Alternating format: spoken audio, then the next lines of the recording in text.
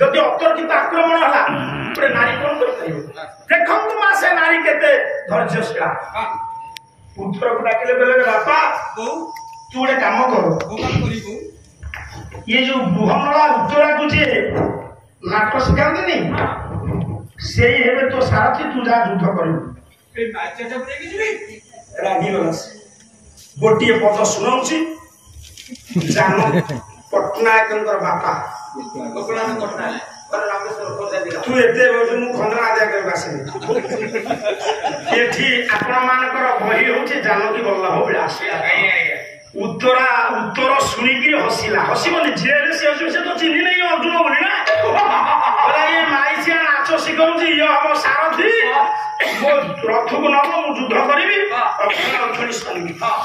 कौन कहले कहले ज्योतिरंगनी की होइब तारी संगे समान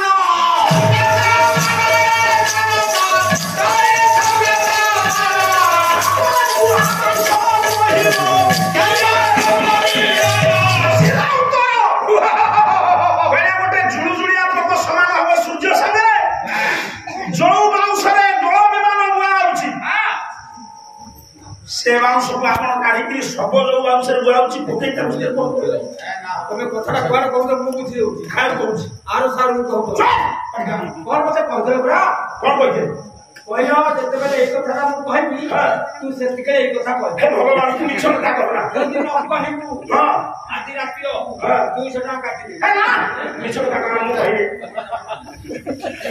करा सेतिके नो मा कला ये रुकुमर दियारी पादुका सीना पादरे सोधा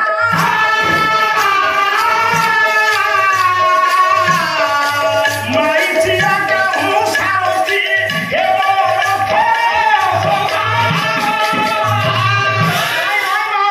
संभव नो मुगरु शरण पसिबी से सब नियंतु ये माइचिया का नेगिरी मुजी हास्यास्पद होई ये पुरी जन सेवक चाकर मो माँ मैंने ये आपण मैंने विचार करंतु कौशल करिछि दुर्योधन द्रोण कहते मोर दक्षिणा दरकार राज्य फेरई दबु नहीं आज्ञा निश्चित समझे से कथा किंतु मानु शकुनी बुद्धि में पड़ी गला पंचरात्र भितर जदि चिन्हा पड़गला पांडव माने पूरी 12 वर्ष जीवे मनवास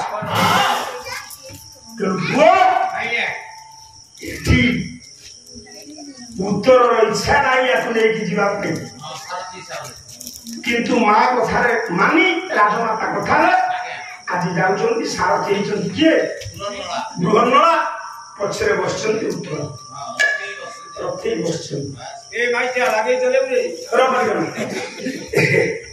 बाबू से डाकिले बृहन्नला रूपी अर्जुन कहले राजपुत्र गोटे काम कर कला राजा लाइना शेष सीमा ये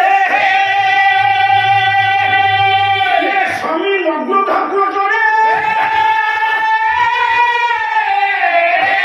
संरक्षित सर्वबाजी प्रहतु कौरव संगे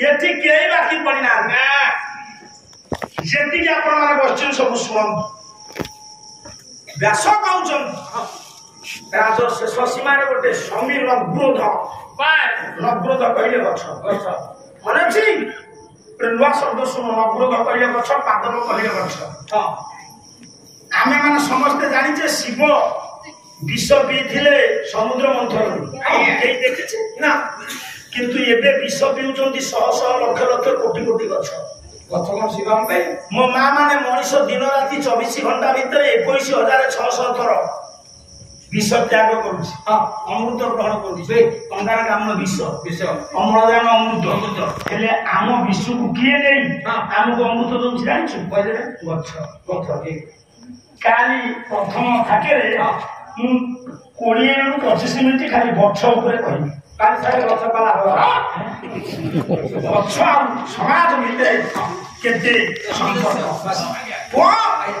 कहले बाबू समी गछ कोटर भितर अस्त्र अछि लेकि जीवा ସେଠି ଶୋଷକ ନାଗ ସାର ଜଗିଛି କାହିଁକି ଆଜ୍ଞା ମଉସା ଅର୍ଜୁନର ପରମ ଶତ୍ରୁ ହଉଛି ଶୋଷକ ନାଗ। ଶ୍ଵେତରାଜା ଯେତେବେଳେ ଯଜ୍ଞ କଲେ ଘୁଟ ଦେଇକି ଅଗ୍ନିକି ହେଇଥିଲା ମାନ୍ଦାକିନୀ ରୋଗ ବାବୁ ଶୋଷକ ନାଗବଂଶ ଥିଲେ ପଣ୍ଡିତ କୋଉଠି ନା ଖାଣ୍ଡବ ବନରେ। ଖାଣ୍ଡବ ବନକୁ ବନୌଷଧି ରୂପରେ ଅଗ୍ନି ଦହନ କଲା ପରେ ଦେହ ଭଲ ହବ। ଇଏ ହଉଛି ପୁରାଣର ଏକ ପ୍ରହେଳିକା। କଣ ଶୁଣୁଛନ୍ତି? କାରଣ ବାରବାଟୀ ଷ୍ଟାଡିୟମରେ ଗୋଟେ ବିରାଟ ଗାତ ଖୋଳା ହବ। ସେଠି ସବୁ ଚାକୁଣ୍ଡାଗଡ଼ ବନ୍ଧା ହବ। କେତେ ଟିଣ ଫେରେ ଘିଅ ଢାଳିଲେ ଅଗ୍ନି କହିବେ ମୋର ଇଣ୍ଡାଇଜେସନ ହେଇଛି। ଏଠି କବି ଅଗ୍ନି କି ବ୍ୟକ୍ତି ରୂପରେ ରୂପାୟିତ କରିଛି ପୁରାଣ ମାଧ୍ୟମରେ ଶିକ୍ଷା ଦେବା ପାଇଁ ସମାଜ। ଏଠି ଆପଣମାନେ ଯେତିକି ମୋ ମା ମାନେ ଝିଅ ମାନେ ଜ୍ଞାନୀ ମାନେ ବସିଛନ୍ତି ସବୁ ଶୁଣନ୍ତୁ। ଯେହେତୁ ପୁରାଣ ତା ଲେଖା ହେଇଛି ମାନ୍ଦାକିନୀ ରୋଗରୁ ମୁକ୍ତି କରିବା ପାଇଁ ଅର୍ଜୁନ ଖାଣ୍ଡବ ଦହନ କଲାବେଳେ ଶୋଷକ ବଂଶ ଯାକ ସବୁ ଧରିଗଲେ। କୌଶଳ କ୍ରମେ ଶୋଷକ ବଞ୍ଚିଗଲା। ଶୋଷକ ବିଚାର କଲା ଏ ପାଣ୍ଡବ ତୃତୀୟ ପାଣ୍ଡବ ଅର୍ଜୁନକୁ ମାରିବି।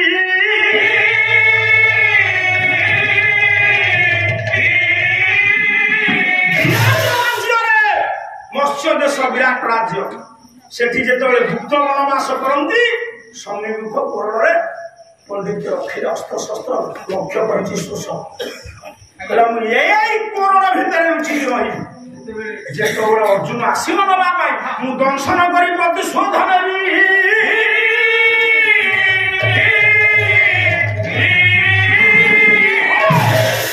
ମୁଖ ନୁହନ୍ତି ଅର୍ଜୁନ କ୍ଷତ୍ରିୟ। କାରଣ ଯୋଉମାନେ କୁଳାଙ୍ଗା ସେ କ୍ଷତ୍ରିୟ କୁଳରେ ଜନ୍ମ ହେଇ ପଛ ଘୁଞ୍ଚା ଦିଅନ୍ତି। ମେହର ଗୋଟିଏ ବଦ ଲେଖିଲେ କହିଲେ କ୍ଷତ୍ରିୟ କୁଳ ଜନ୍ମ କାପୁରୁଷ ପରେ ଝିଅ ଜୀବିତ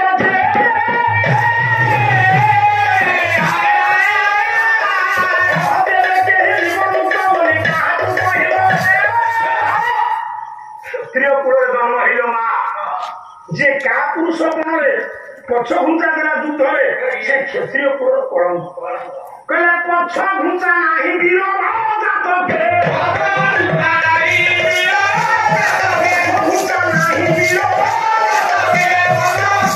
ଜଗତସିଂହପୁର ନମରେ ସେ କେବେ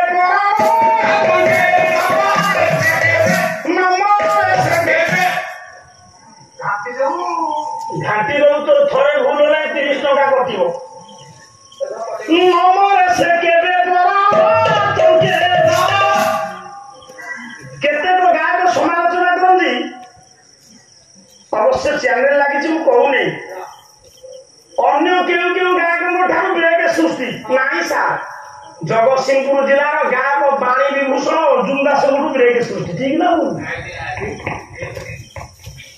କହିଲା ପଛ ଘୁଞ୍ଚା ଅଛି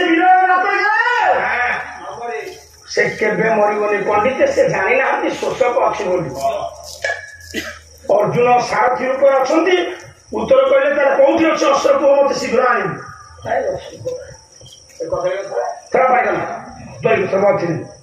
ସାପ କଣ ଆଣିବ ମାରିବାକୁ। ଯେତେବେଳେ ପଣ୍ଡିତ ହାତ ଧରିଛି ପୁଅ କହିଲା ଯଦି ହାତ ବନ୍ଧୁରେ କାମ ଦେବାନି କହିଲା ସ୍ୱାମୀ